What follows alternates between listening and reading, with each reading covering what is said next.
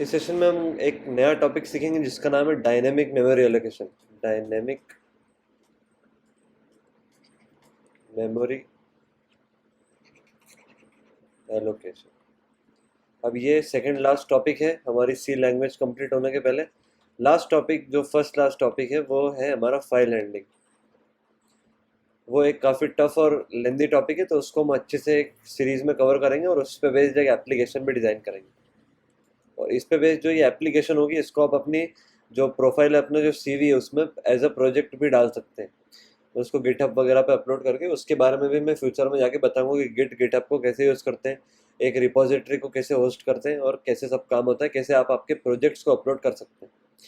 इसके बाद में सी के बाद में हम जंप करेंगे सी प्लस प्लस पे। और उसके बाद में सी प्लस प्लस में हम जो basic basic object oriented programming के जो टॉपिक्स होते हैं उनको कवर करेंगे। उनके बाद में सीधे हम जंप करेंगे वेब डिज़ाइनिंग पे, और data structures and algorithm parallel में चलते रहेगा। तो अब आपके लिए भी बहुत सारा कंटेंट आने वाला है और मेरे लिए भी बहुत सारा मेहनत का काम है। तो अभी फ़िलहाल के लिए सी पे अच्छे से फोकस करते हैं, क्योंकि अभी बहुत ही जल्दी आपकी, अगर आप यहाँ पहुँच गए तो आपकी भी बहुत ही जल्दी सी खत्म होने वाली है। तो इस सेशन को स्टार्ट करेंगे एक बेसिक प्रोग्राम से। तो उस प्रोग्राम को लिख लेते हैं। डेस्कटॉप पे मैं एक फाइल बनाऊंगा abc.c, उसको मैं ओपन कर लूँगा। उसके बाद में इसमें पहले आपका पुराना कोड काट देंगे। इस वाले कोड में हम लिखेंगे stdio.h। इसके बाद में मेन फंक्शन के अंदर इसमें हम क्या करेंगे, एक अरे लेंगे 10 एलिमेंट्स की। उसके बाद में एक int y भी लगेगा लूप लगाने के लिए, और एक int या फिर इसी के साथ में एक सम नाम का वेरिएबल भी लगेगा। उसमें हम सम एक्यूमुलेट कर लेंगे, जैसा कि हमने अरे, अगर आपको याद हो तो ये वाला लॉजिक बहुत आसान होगा आपके लिए। तो कुछ नहीं करना है, हमें 10 इनपुट लेना है यूज़र से और उन 10 का सम प्रिंट करके बताना है। तो सबसे पहले तो y को 0 पे बिठाते हैं। उसके बाद में while y is less than is equal to 9, और इसके अंदर आइटरेटर होगा y प्लस प्लस। होगा क्या क्या इसमें, तो प्रिंट एंटर अ नंबर,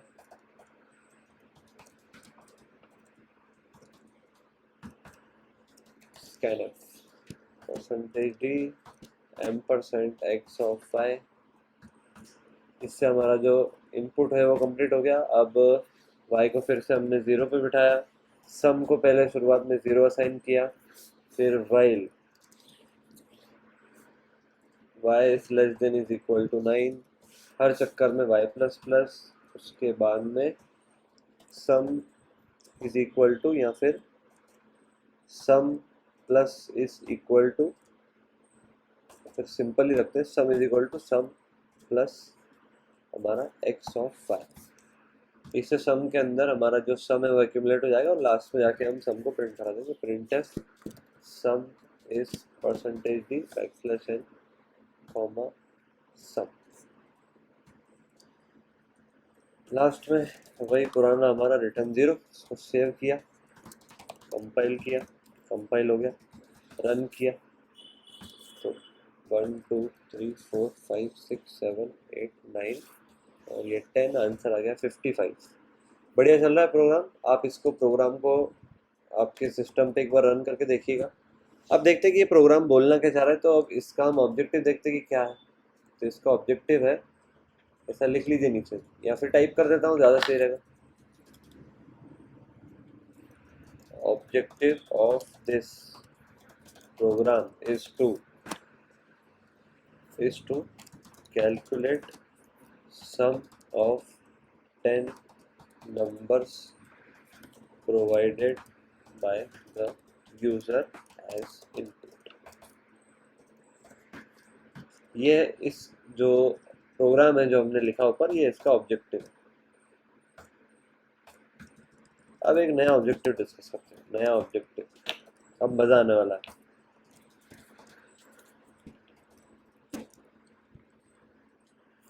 ये ऑब्जेक्टिव क्या बोलता है कि नाउ डिजाइन और create a program which asks number of inputs by the user and then calculates the sum of all the inputs and print it on the screen। Simple है, बढ़िया है, कोई दिक्कत नहीं है इसमें। लिख लीजिए आप ऑब्जेक्टिव ऑफ। अब नया प्रोग्राम ऐसा बनाना है कि जो यूज़र से पूछे कि कितने नंबर ऑफ इनपुट लेना है, फिर उतने नंबर ऑफ इनपुट ले भी और उनका सम कंप्यूट करके दिखाए। तो ये अब अरे के थ्रू पॉसिबल नहीं है। इसके लिए अब हमें शुरुआत से पता नहीं है कि हमें, चलिए डिस्कस करते बोर्ड पे। अब हमने एक रूल समझा था कि all declarations have to be done in the starting of the program. इसका मतलब क्या? इसका मतलब ये है कि मान लीजिए हमने ऐसा कुछ कर लिया कि पहले int x लिख दिया, फिर यूज़र से बोला printf से कि एंटर द नंबर, या फिर मैं टाइप करके बताता हूँ तो आपको ज़्यादा अच्छे समझ आएगा। अब हमें पता है कि हमें एक ऐसा प्रोग्राम बनाना है जिसके अंदर हमें नंबर ऑफ इनपुट भी यूज़र से ही मांगना है। तो मान लो आपने कुछ ऐसी व्यवस्था कर ली कि एक int ले लिया x, उसके बाद में शुरुआत में बोला यूज़र से कि एंटर नंबर ऑफ इनपुट्स, कि भाई मुझे बताओ कि कितने नंबर ऑफ इनपुट्स देने वाले हो आप। उसके बाद में आपने स्कैनएफ करके इस वैल्यू को रखवा लिया, परसेंटेज दी, इसको आपने रखवा लिया एक्स की जगह पे। आपने क्या किया फिर आपके प्रोग्राम के अंदर, आपने ऐसे लिख दिया, आपने वाई नाम की एक अरे बना ली एक्स एलिमेंट्स की। तो भी अप्रोच गलत है। तो देखते हैं क्यों गलत है। This is wrong because we have learned that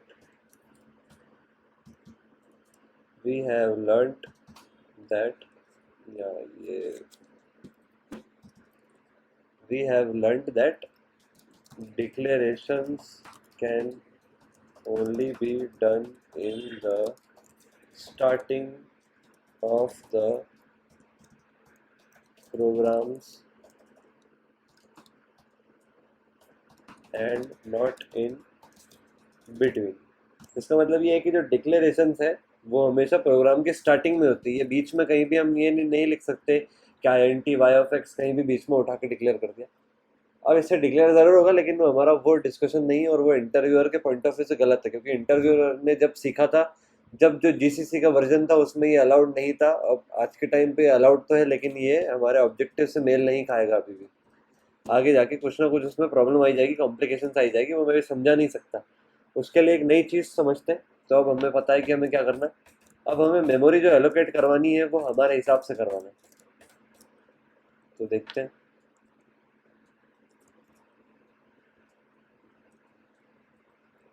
अब हम बढ़ते हैं, कुछ नई थ्योरी समझते हैं। अब इस जो लेक्चर है इसमें इंट्रोडक्शन होगा एक नई हेडर फाइल का। उस हेडर फाइल का नाम है, ये तो हमारी इंक्लूड स्टेटमेंट है, हेडर फाइल का नाम है stdlib.h। इसका मतलब क्या है? स्टैंडर्ड और ये लाइब्रेरी। अब इसके अंदर कुछ ऐसे दो फंक्शन है जो हमें काम आएंगे। अभी शुरुआत में पहले फंक्शन के बारे में समझते हैं जिसका नाम है मेलॉक। इसको प्रोनाउंस किया जाता है मेलॉक। मेलॉक फंक्शन के थ्रू हम मेमोरी एलोकेट करवाते हैं। तो इससे एसोसिएटेड कुछ थ्योरी लिखवा देता हूँ आपको। थ्योरी लिख लेते हैं इससे एसोसिएटेड। इसको मैं पहले जो है प्लेन टेक्स्ट में कन्वर्ट कर देते हैं, प्लेन टेक्स्ट। अब डिस्कस करते हैं। अब टॉपिक क्या है? तो allocation of memory as per our requirement, मतलब कि रिक्वायरमेंट के हिसाब से हम जो है मेमोरी हमारे लिए एलोकेट करवाएंगे। अब इसके लिए क्या यूज़ होगा? फॉर दिस पर्पस, मतलब कि इस काम के लिए malloc function is used. malloc function is used. अब एक और चीज, malloc function prototype is present in stdlib.h header file. इसका मतलब कि malloc फंक्शन का प्रोटोटाइप जो है वो stdlib.h नाम की एक हेडर फाइल में। आपको हिंदी में लिखना है, आप हिंदी में लिख सकते हैं, मैं सिर्फ ये थ्योरी नरेशन कर रहा हूँ, आपको लिखवा रहा हूँ। अब मान लीजिए कहीं पे ऐसा लिखा है एग्जाम्पल ऐसा लिखा malloc और इसके अंदर लिखा 10। तो इससे क्या होगा, this statement will allocate 10 bytes of memory in the RAM। ठीक है, इससे 10 bytes की मेमोरी एलोकेट हो जाएगी, विच विल बी नेमलेस, मतलब कि जिसका कोई नाम नहीं होगा। अब फॉर एग्जांपल हम कभी ऐसा लिखते हैं, अभी समझाने के लिए ये नोट मत करना। एग्जांपल ऐसा लिखा INT-X, तो इससे हमें पता है कि X के लिए 4 बाइट्स एलोकेट होगी और वो जो 4 बाइट्स एलोकेट होगी वो X को असाइन हो जाएगी। लेकिन malloc फंक्शन के केस में जो 10 बाइट्स हमने एलोकेट करवाई है वो अभी हमें पता नहीं कि वो किसको एलोकेट होगी और उसका कोई नाम नहीं, वो सिर्फ मेमोरी एलोकेट हो गई, वो इस प्रोग्राम के नाम से, मतलब इस प्रोग्राम के लिए, इस फंक्शन के लिए वो मेमोरी एलोकेट हो गई। उसके बाद में अब ये हमने डिस्कस कर लिया कि कहीं पर हम INT-X लिखते हैं तो हम X के लिए 4 बाइट्स मेमोरी एलोकेट करवाते हैं, लेकिन मान लीजिए कहीं पर हम malloc 4 लिखेंगे तो हम 4 ब्लॉक्स की मेमोरी तो एलोकेट कराएंगे लेकिन उसको कोई नाम नहीं दे पाएंगे। अब कुछ थ्योरी बेसिक, तो malloc function is designed in such a way that, मतलब कि malloc फंक्शन को कुछ इस तरह बनाया गया है कि it returns the address of the block, मतलब कि ये जो मेमोरी एलोकेट करी है इसने, ये उसका जो एड्रेस है उसको रिटर्न कर देगा। It return the address of the block which can be stored into a pointer, और फिर पॉइंटर के थ्रू हम अपना काम कर सकते हैं। तो malloc फंक्शन से क्या होगा, malloc फंक्शन से मेमोरी एलोकेट होगी और एक एड्रेस रिटर्न होगा। उस एड्रेस को हम क्या करेंगे, एक पॉइंटर में रख लेंगे और पॉइंटर में रखने के बाद में हम उसका यूज कर लेंगे। तो चलिए अब इससे रिलेटेड एक प्रोग्राम बनाते हैं, पॉज करके इतना लिख लीजिए आप। अब मैं प्रोग्राम बना, अभी इस थ्योरी को मैं अभी काट नहीं रहा हूँ, अब मैं जो है दूसरी एक फाइल बना लूँगा, टच test.c। फिर हम जाएंगे test.c के अंदर, इसके अंदर हम हमारा कोड लिखेंगे, #include stdio.h int main। अब सबसे पहले तो वो जो रिटर्न करेगा उसके लिए एक पॉइंटर, तो उस पॉइंटर का नाम हम ले लेते हैं p, क्योंकि p फॉर पॉइंटर है ना। अब आगे हम जो malloc का यूज़ करते हैं, तो अब आगे देखते हैं क्या। तो सबसे पहले तो एक चीज़ मैं भूल गया, #include stdlib.h, मतलब कि स्टैंडर्ड लाइब्रेरी जो हम malloc का यूज़ करने वाले हैं, और लास्ट में एक रिटर्न 0 रहेगा। ठीक है, अब बीच में डिस्कशन करते क्या आएगा, हमने पॉइंटर ले लिया, अब इस पॉइंटर को हम वो वैल्यू malloc के थ्रू जो आएगी वो असाइन करा दी, और इस malloc के थ्रू हमने मान लो 4 बाइट्स एलोकेट करवाई, 4 बाइट असाइन करा दी। फिर उसके बाद में ऐसा लिखा कि $p इज इक्वल टू 69, मतलब कि जो p पॉइंटर जिसको पॉइंट करा उसकी जगह पर आप 69 स्टोर कर दो। उसके बाद में वैल्यू प्रिंट भी करा दी, printf %d\n, $p, मतलब कि $p पे जो वैल्यू रखी है उसको आप प्रिंट कर दो। ये पूरे प्रोग्राम को आप नोट डाउन कर लीजिए आपकी कॉपी में अच्छे से।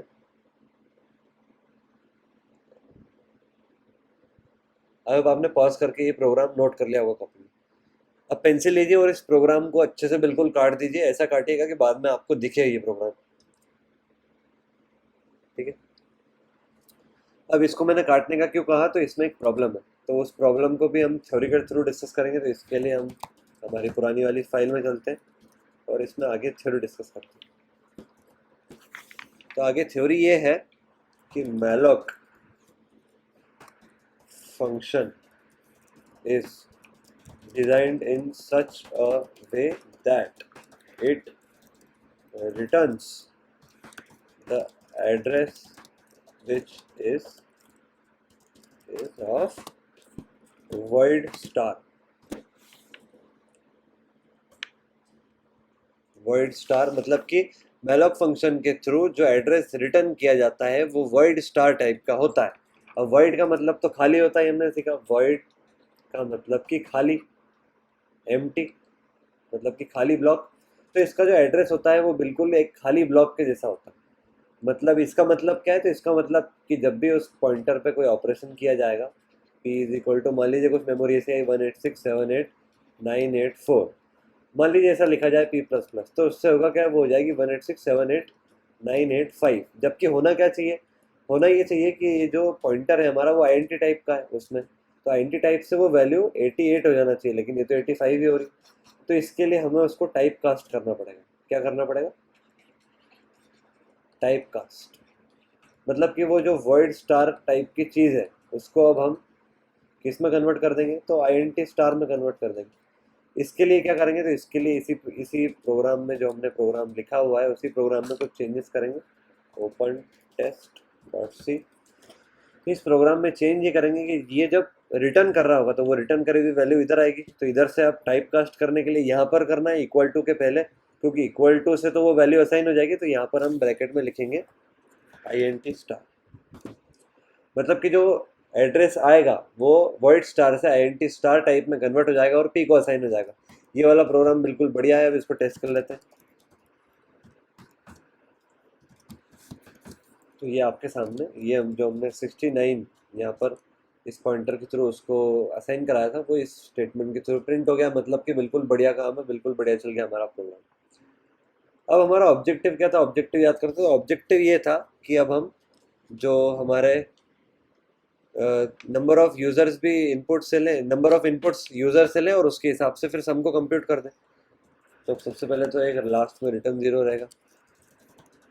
ठीक, अब लिखते हैं प्रोग्राम, हमारा जो मेन एकदम प्रोग्राम है फाइनल, जिससे हमारा ऑब्जेक्टिव फुलफिल हो जाएगा और मेलॉक के बारे में एक एक चीज़ हमें अच्छे से समझ आ जाएगी। और उसमें हम थोड़ा सा एक कुछ आगे भी डिस्कस करेंगे मेलॉक के थ्रू कि एक प्रो प्रोग्रामर कैसे मेलॉक फंक्शन का यूज़ करता है और कैसे उसके दिमाग में मेलॉक के थ्रू वो थ्योरी चलती है। पॉइंटर वगैरह कुछ छोटी मोटी बात रहेगी इससे रिलेटेड, तो वो भी करेंगे। सबसे पहले तो हमें एक I N T R E Q चाहिए। आर ई क्यू का मतलब कि रिक्वायरमेंट कितनी है। उसके बाद में एक लूप लगाने के लिए वाई चाहिए। ठीक है, लूप लगाने के लिए वाई हो गया। लूप लगाने के लिए वाई के बाद में हमें एक और वेरिएबल लगेगा जिसका नाम है सम, जिसमें हम जो हमारा सम है उसको स्टोर कराएंगे। उसके बाद में एक पॉइंटर भी चाहिए I N T star type का। पॉइंटर के अंदर हम मेलॉक से रिटर्न करी हुई जो एड्रेस है उसको रखेंगे, तो उसका नाम हम एक्स रख लेते हैं। और ये अब एक और पॉइंटर लगे हमें, क्योंकि अभी समझ आएगा थोड़ी देर में कि एक और पॉइंटर क्यों लगे। ठीक है, सबसे पहले तो हमने प्रिंट एफ ऐसा बोला यूजर से कि enter your requirement. Enter requirement के बाद में स्कैनएफ परसेंटेज दी बैकस्लैश एन, नहीं स्कैनएफ में बैकस्लैश एन नहीं आएगा, एम% आर ई क्यू। ठीक है, ये स्कैन एफ। अब रिक्वायरमेंट तो ले ली हमने यूज़र से। अब रिक्वायरमेंट लेने के बाद में तुरंत एफ फ्लश stdin, क्योंकि हमने एफ फ्लश के बारे में सीख लिया है। एफ फ्लश से जो फालतू वैल्यूज आएगी वो सारी हट जाएगी। अब सबसे पहले तो कुछ ऐसी व्यवस्था करते हैं कि अगर रिक्वायरमेंट लेस देन या इक्वल टू 0 है तो फिर क्या करेंगे, तो फिर हम करेंगे कि प्रिंट एफ इन वैलिड इनपुट। इनवैलिड इनपुट है मतलब कि आपने जो इनपुट दिया ऐसा कुछ काम किया ही नहीं जा सकता हो, रिटर्न 0 से ये प्रोग्राम ही ख़त्म करवा देंगे। अब जब आगे बात बढ़ी इसका मतलब कि आगे काम चला, तो x को हम, जो हमारा x पॉइंटर है, पॉइंटर को मेलॉक के थ्रू एलोकेट हुई मेमोरी का एड्रेस रिटर्न करवाएंगे। तो x इज इक्वल टू के बाद में हम यहाँ पर लिखेंगे x is equal to I N T star में टाइप कास्ट करना है। उसके बाद में मेलॉक। अब यहाँ पर क्या लिखेंगे, तो यहाँ पर हम लिखेंगे आई एन टी मेलॉक के थ्रू हम आर ई क्यू। तब आर ई क्यू गलत हो जाएगा, समझते हैं क्यों। फॉर एग्जाम्पल यूज़र ने बोला कि मुझे 10 नंबर्स का जो सम है वो कंप्यूट करवाना है। अब 10 नंबर है तो उसके लिए 10 बाइट मेमोरी थोड़ी लगेगी, उसकी जगह पे 40 बाइट लगेगी, क्योंकि एक आई एन टी 4 बाइट का होता है, तो यहाँ तो 10 लग रहा है। तो इसीलिए समझते हैं अब इसके लिए एक नई चीज़, इस फंक्शन के हम अंदर हम एक और फंक्शन का यूज़ करेंगे। तो हमें 4 बाइट्स चाहिए। 4 बाइट्स क्यों चाहिए, क्योंकि आई एन टी टाइप के 4 बाइट्स होते हैं। लेकिन आईएनटी टाइप के 4 बाइट्स तो हमारे ओएस में होते हैं, किसी दूसरे सुपर कंप्यूटर में तो ये 16 बाइट्स हो सकते हैं, 24 बाइट्स हो सकते हैं, 64 बाइट्स हो सकते हैं। तो उसके लिए हम साइज ऑफ का यूज़ कर लेंगे, साइज ऑफ आईएनटी और स्टार REQ। इससे क्या होगा, साइज ऑफ आईएनटी मतलब कि जिस भी ऑपरेटिंग सिस्टम में हमारा ये प्रोग्राम काम करेगा उसके अंदर जो भी आईएनटी का साइज होगा, फॉर एग्जांपल हमारे उसमें 4 बाइट्स है और यूज़र ने इनपुट बोला कि 10 नंबर का इनपुट है, तो 40 बाइट्स एलोकेट हो जाएंगे। ये 40 बाइट्स जब भी एलोकेट होते हैं जब कहीं ऐसा लिखा हो INT X of 10, तो INT टाइप के 4 और ये 10, तो 40 बाइट्स तो यहाँ भी एलोकेट हो जाएंगे, तो कोई दिक्कत वाली बात नहीं। लेकिन इसको हम यूज़ नहीं कर सकते, इसके लिए हम मेलॉक के थ्रू यूज़ करें। तो यहाँ पर 40 लिखने के लिए यहाँ पर आएगा साइज ऑफ INT और यहाँ पर आएगा स्टार, मतलब कि जो भी INT का साइज है उससे REQ को मल्टीप्लाई कर दो, तो अब 40 बाइट्स एलोकेट हो जाएगी। 40 बाइट्स मतलब कि ये 4 बाइट्स, फिर ये अगली 4 बाइट्स, फिर ये अगली 4 बाइट्स, ऐसे ऐसे आगे 10 बार होगी। और ये मान लो कि एक इसको हम एक अरे के जैसे ट्रीट करें, तो ये 0 एलिमेंट है, ये फर्स्ट एलिमेंट है, ये सेकंड एलिमेंट है, और आगे ऐसे 9th तक एलिमेंट होंगे, ऐसे ये 10 एलिमेंट हो गए और इनको 40 बाइट्स ओवरऑल एलोकेट हो गई। इसलिए यहाँ पर हम हमेशा साइज ऑफ का यूज़ करेंगे और साइज ऑफ के अंदर जो लिखेंगे वही यहाँ पर टाइप कास्ट भी कर देंगे। अगर फ्यूचर में हम किसी स्ट्रक्चर के लिए मेमोरी एलोकेट कराते हैं तो साइज ऑफ के अंदर स्ट्रक्चर लिखेंगे और यहाँ पर उस स्ट्रक्चर का नाम आ जाएगा। अब इससे हमारी जो मेमोरी है ज़रूरत के हिसाब से वो मेमोरी एलोकेट हो गई है। अब पी को हम एक्स को असाइन कराते हैं, मतलब कि जो एक्स में जो एड्रेस है अब वो पी में आ गया। अब पी के थ्रू हम हमारा सारा काम करवा लेंगे। तो वाइल, फिर हमने लूप के लिए वाई को फिर से 0 पे बिठाया, फिर जब तक y is less than is equal to REQ, मतलब कि जब तक y is less than equal to REQ तो वाई प्लस प्लस होना चाहिए, मतलब कि हर घर में विजिट करना है।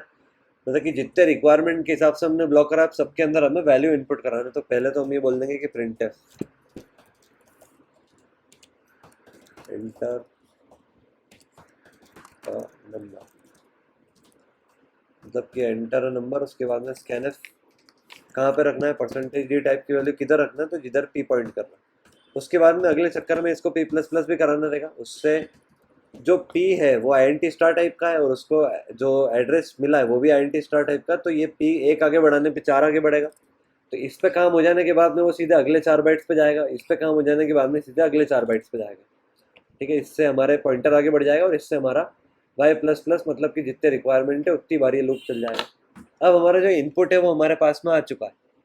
अब आगे क्या, तो आगे फिर से वाई को 0 पे बिठाते हैं, फिर से एक लूप चलाएंगे सम कंप्यूट कराने के लिए, और सम को 0 असाइन कराते हैं क्योंकि सम में हम सम को एक्यूमुलेट करने वाले, मतलब कि जमा करने वाले।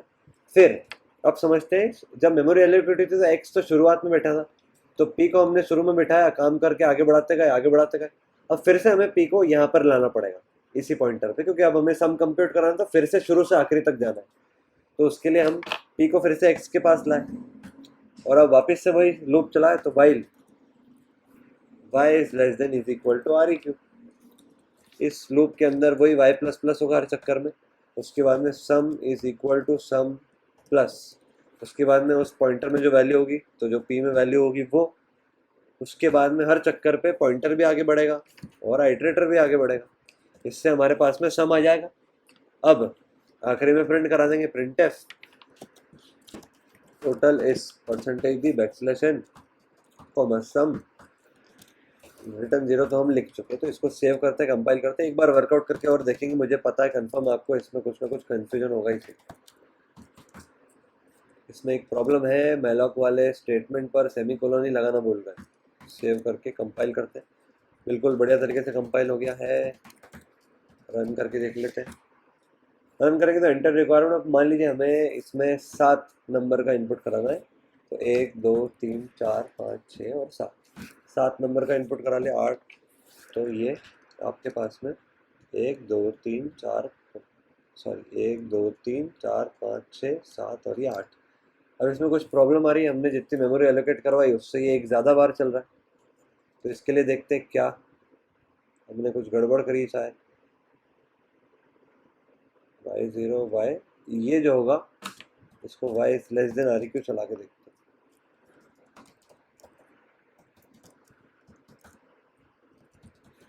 इस बार रिक्वायरमेंट है 7 की, तो 1 2 3 4 5 6 7, बढ़िया है, ये जोड़ के आ रहे हैं सब। 6 6 12 और 1 13, 13 5 18, 18 4 22, 22 और 3 25, 25 और 2 27, 27, 27 प्लस 1 28, बिल्कुल बढ़िया है ये। अब इधर जो है ये इधर से भी इक्वल टू हटाना पड़ेगा। अब जो ये प्रोग्राम बिल्कुल परफेक्ट है, बिल्कुल बढ़िया चलेगा। इसको कंपाइल कर लिया, एक और बार रन करके देखते हैं। इस बार 3 ही नंबर देते हैं, 3 नंबर हम देंगे 10 10 और 10, तो आंसर आना चाहिए 30, तो ये आंसर आ गया 30। एक बार और चेक करें 6 नंबर्स के लिए, तो 1 2 3 4 5 और 6 6 तक के नंबर्स का सम होगा 21। इससे हमारे सारे बिल्कुल बढ़िया चेक हो गए।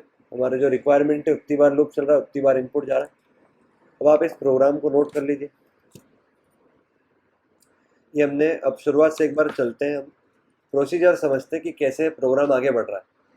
तो stdlib से हम malloc फंक्शन के लिए प्रोटोटाइप लाए, stdio से scanf printf के लिए लेकर आ गए, मेन फंक्शन की स्टार्टिंग, रिक्वायरमेंट के लिए वेरिएबल req कि कितने नंबर इनपुट करवाना है, y जो है y के लूपिंग के लिए, सम जो है हमारे सम को जमा करने के लिए, x नाम का एक पॉइंटर जो मेमोरी एलोकेट कराने के लिए, और p नाम का पॉइंटर उस मेमोरी में घूमने के लिए। इंटर योर रिक्वायरमेंट, ये हमने रिक्वायरमेंट इनपुट कराई, अगर रिक्वायरमेंट 0 से छोटी है तो वापस भगा दिया। फिर x को हमने INT स्टार में टाइपकास्ट करा और मेलॉक फंक्शन का यूज़ करके मेमोरी एलोकेट करवाई। कितनी मेमोरी एलोकेट करवाई? जो रिक्वायरमेंट था उससे उतने टाइम्स, जितने टाइम्स INT का बाइट, INT का साइज है, मतलब कि 4 गुना। अगर मैं यहाँ पर 4 लिखूँ तो भी प्रोग्राम बढ़िया काम करेगा, लेकिन ये जो लाइन है साइज ऑफ INT वाली, ये फ्यूचर प्रूफ लाइन है। अगर फ्यूचर में कभी आप जाके साइज ऑफ INT का ही लिखते तो उस ऑपरेटिंग सिस्टम के हिसाब से भी वो लाइन बढ़िया चलेगी। p equal to x, p को x पे बिठाया, y इक्वल 0 पे बिठाया, रिक्वायरमेंट तक लूप चलाया, पॉइंटर एंटर नंबर से स्कैन कराते गए। यहाँ पर एम्परसेंट इसलिए नहीं लिखा क्योंकि p में ऑलरेडी एड्रेस ही है, तो वो एक ही बात है। अगर मैं यहाँ पर p लिखूँ या फिर एम्परसेंट x लिखता तो एक ही बात रहती। फिर से y को 0 पे बिठाया, सम को 0 असाइन कराया, p को फिर से शुरुआत में खींच के लाए, वापस लूप चलाया, सम के अंदर वैल्यू एक्यूमुलेट कराई, आखिरी में सम प्रिंट करा दिया और रिटर्न 0। अब मैं चाहता हूँ कि आप इसको एक बार वर्कआउट करके देखें आपके लेवल पे। ये प्रोग्राम पूरा आपकी कॉपी में आप नोट कर लीजिए, बिल्कुल बढ़िया प्रोग्राम है, कोई दिक्कत नहीं है। आप इसको अपने सिस्टम में रन करके भी देखिएगा एक बार। अब इसमें एक प्रॉब्लम है, अब मैं आपसे एक कोड कटवाऊंगा नहीं क्योंकि इसमें मेजरली इसे डायरेक्टली कोई प्रॉब्लम नहीं है, लेकिन इसमें एक इशू है जिसका नाम है, अब यहाँ पर आप नीचे लिख लीजिए, जूम इन कर देता हूँ आपके लिए। इसमें एक इशू है, उसका नाम है this program have memory leakage issue. मतलब कि इस प्रोग्राम में मेमोरी लीकेज का इशू है। देखते हैं कैसे।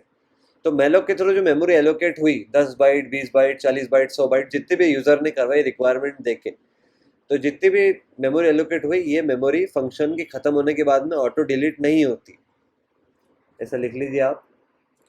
वापस से चलते हैं हमारे थ्योरी वाले पार्ट पे। तो ओपन abcd.c, यहाँ पर हम थोड़ा सा जूम इन आते हैं, उसके बाद में यहाँ लिखते हैं कि the memory allocated by using malloc function is not deleted automatically at the end of the function। जिसे हमने समझा है कि वेरिएबल्स को हम अगर फंक्शन के अंदर डिक्लेयर करते हैं तो उस फंक्शन के ख़त्म होने पर उन वेरिएबल्स की डेथ हो जाती है। तो वैसा मेलोक से एसोसिएटेड मेमोरी पे नहीं होता है। मेलोक से जो मेमोरी हम एलोकेट करवाते हैं उसको हम ही को खाली भी करना पड़ता है ताकि वो अगले प्रोग्राम में, अगले किसी दूसरी चीज़ में, किसी दूसरे प्रोग्राम को वो रैम का पार्ट वापस से रीयूज़ में आए। फॉर एग्जांपल हमने सिर्फ मेलोक लिखा हमारे प्रोग्राम में और उसको हमने कंपाइल करके रन कर लिया और उस प्रोग्राम को एंड कर दिया, तो उससे जो मेमोरी एलोकेट होगी वो मेमोरी एलोकेट ही रह जाएगी। उससे फिर अगली बार जब कोई दूसरे प्रोग्राम को मेमोरी एक्सेस करना होगी तो उसको टाइम लगेगा। मतलब कि 2-4 चक्कर पूरी मेमोरी के बाद में पूरे रैम में 450 बाइट के अंदर 450 करोड़ बाइट के अंदर घूमने के बाद में अगली बार में उन 400-500 बाइट्स को जो एलोकेट हुई थी मेलोक के थ्रू उनको एक्सेस किया जाएगा। तो उससे बचने के लिए एक और फंक्शन है जो कि stdlib के अंदर stdlib.h contains another function which is free function. This function is used to free the memory allocated by the malloc function। मतलब कि इसको मैं थोड़ा सा सही कर देता हूँ आपके लिए। मतलब कि malloc फंक्शन के थ्रू जो मेमोरी एलोकेट होती है उसको खाली करने के लिए फ्री का यूज़ किया जाता है। अब फ्री को भी हम एक पॉइंटर पास करते हैं जिसके अंदर वो एड्रेस होता है जिसकी मेमोरी खाली करना है। तो अगर आप इस प्रोग्राम को ध्यान से देखें तो हमने मेमोरी एलोकेट किधर करवाई थी, तो देखते हैं मेमोरी एलोकेट किधर करवाई थी। तो मेमोरी एलोकेट हमने करवाई थी एक्स को, और वो मेमोरी आखिरी तक, उस मेमोरी का जो शुरुआती एड्रेस था, बेस एड्रेस था, वो आखिरी तक एक्स को ही था। क्योंकि हमने हमेशा जब लूप्स का यूज़ किया तो हमने पी को घुमाया, एक्स को तो शुरू से आखिरी तक वहीं रहने दिया। तो आखिरी में एक लाइन ऐड कर लेंगे हम प्रोग्राम खत्म होने के पहले, फ्री एक्स। इससे जब प्रोग्राम एंड हो रहा होगा तो एक्स से एसोसिएटेड जो भी मेलॉक फंक्शन के थ्रू जितनी भी मेमोरी यूज़र ने एलोकेट कराई होगी वो सारी एक बार में खाली हो जाएगी। इससे आपकी जो रैम है वो फ्री रहेगी, सिस्टम फास्ट वर्क करेगा। अगर आप ऐसे कुछ प्रोग्राम्स का यूज़ करते हैं, आप आगे चल के डेटा स्ट्रक्चर्स में से कुछ प्रोग्राम बनाएंगे तो उनमें हम फ्री का यूज़ करके उन मेमोरी को खाली करवा सकते हैं। किसी चीज़ को हमें डिलीट करना हो तो उससे एसोसिएटेड जो मेमोरी है उसको खाली करवाने के लिए फ्री का यूज़ हम करवाएंगे आगे जाके। इसका प्रोटोटाइप भी stdlib.h में होगा, ये भी लिख लीजिएगा। अब आपने सारी थ्योरी अच्छे से लिख ली और थ्योरेटिकल पार्ट एक बार ओपन कर देता हूँ आपके लिए। उससे पहले आप थ्योरेटिकल पार्ट से पहले मैं ये चाहता हूँ कि आप जो फ्री वाली लाइन थी, जो ये फ्री वाली लाइन में मैंने ऐड करी है लास्ट में, इसको आप अच्छे से नोट डाउन करके अच्छे से समझें। उसके बाद में ये अब मेमोरी लीकेज का इशू नहीं रहेगा क्योंकि अब हम फ्री लिख चुके हैं। ठीक है, इसको मैं सेव कर दूंगा। अब आपके लिए थ्योरेटिकल वाला खोल देता हूँ वो पेज, ताकि आप इस पे से आप पॉज करके चाहे तो थ्योरी सारी कॉपी कर लीजिए। इस पर आपको सारी थ्योरी कंप्लीट मिल जाएगी आखिरी तक। मेमोरी एलोकेशन से रिक्वायर्ड डायनेमिक मेमोरी, इसको बोलते हैं डायनेमिक मेमोरी एलोकेशन। इसका मतलब समझते हैं आप? तो डायनेमिक का क्या मतलब होता है? डायनेमिक का मतलब होता है हमारे हिसाब से। डायनेमिक का मतलब कि हमारे हिसाब से, अगर कोई पर्सन डायनेमिक है मतलब कि वो हमारे हिसाब से, उसके हिसाब से मल्टीपल काम कर सकता है, कहीं भी एडजस्ट हो सकता है, कहीं भी फिट हो सकता है। इसलिए हम ऐसा बोलते हैं डायनेमिक मेमोरी एलोकेशन को, कि मतलब मेमोरी एलोकेशन करवाना लेकिन डायनेमिक फॉर्म में, मतलब कि हमारे हिसाब से। आज के सेशन के लिए इतना बहुत है। आज के सेशन में हमने सीखा कि मैलॉक के थ्रू कैसे मेमोरी एलोकेट करवाई जाती है, उसको कैसे टाइप कास्ट करके पॉइंटर में स्टोर कराया जाता है, फिर उसको उस जो पॉइंटर है उसको एज अ अरे कैसे यूज़ करते हैं। जैसे कि आप इस प्रोग्राम को देखेंगे ओपन टेस्ट.c के अंदर, ओपन टेस्ट.c के अंदर हमने जो ये p प्लस प्लस लिखा है, इससे हम क्या करवा रहे हैं? तो इससे हम p पॉइंटर को एज अ अरे यूज़ कर रहे हैं। बस यहाँ पर वो स्क्वायर ब्रैकेट नहीं है, ध्यान से समझिए। p पॉइंटर्स का पॉइंटर एज अ अरे यूज़ करें तो ये हमारा टॉपिक एक और कवर हो गया साथ ही में, पॉइंटर एज अरे। मतलब कि पॉइंटर का अरे के जैसे यूज़ करना। अब जब पॉइंटर वो ऑलरेडी आईएनटी स्टार टाइप का है तो जैसे ही मैं p प्लस प्लस करूँगा तो वो ऑब्वियसली 4 बाइट आगे बढ़ेगा, तो वैसे ही वो एज अरे काम करेगा। पहले शुरू के 4 बाइट्स में स्कैनफ से काम करा लिया, शुरू के 4 बाइट्स में स्कैनफ से काम करवाया, फिर ये p प्लस प्लस से अगले 4 बाइट पे चले गया, उससे स्कैनफ पे वैल्यू स्टोर कराई, फिर p प्लस प्लस से अगले पे चले गया। ऐसे करते करते सारे रिक्वायरमेंट के अनुसार सारे स्कैनफ में वैल्यू इनपुट कराते गए, पॉइंटर आगे बढ़ते गए आखिरी तक, फिर वापस उसको शुरू में ले आए और आखिरी में आके एक्स की जो मेमोरी थी उसको खाली करवा दी। आज के सेशन में इतना ही। अब अगले सेशन से हम हमारा सी प्रोग्रामिंग का लास्ट टॉपिक स्टार्ट करेंगे जो कि है फाइल हैंडलिंग।